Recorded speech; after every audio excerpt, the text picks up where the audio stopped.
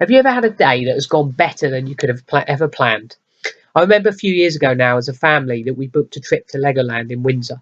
And it was one of them lovely autumn days where the weather and the colours were just perfect.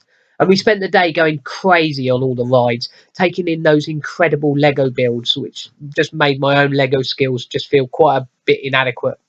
And the kids were just at that age where everything was just perfect. And then at the end of the day, because it was near fireworks night, they were opening up the park late to do this massive fireworks display. And there was this mad rush to try and get a good viewing spot. But we wanted to use the opportunity to jump on a few more rides while the crowds drifted off to see the fireworks. And we ended up on this big wheel ride. And apart from us, this bit of the park was now completely deserted. And the guy operating the big wheel took us up on it. But rather than just complete the ride, he stopped it so we were right up high above everything else, and he just left us there hanging. And we got to watch this magical firework display with the best view in the house. It was one of them better end to the day than we could have ever planned.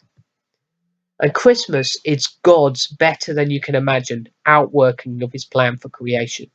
Right back at the beginning of the Bible, God makes a promise, and Christmas is the time that we celebrate the birth of that promise.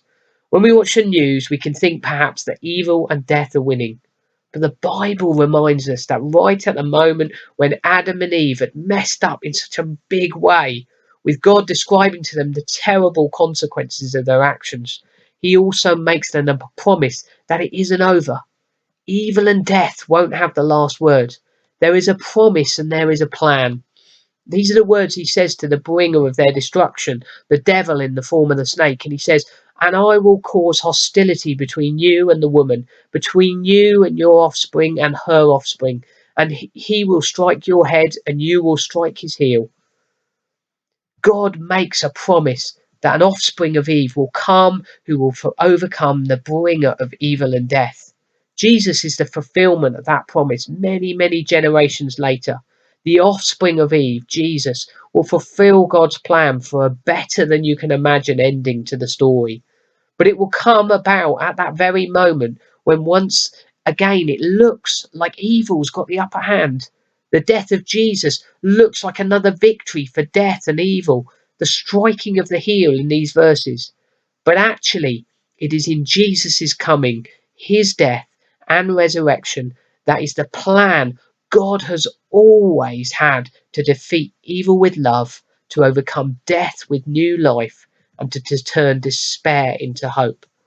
God is a promise keeper. And as we celebrate Christmas, let's remember that he has a better than you can imagine ending planned for us if we put our trust in his son Jesus.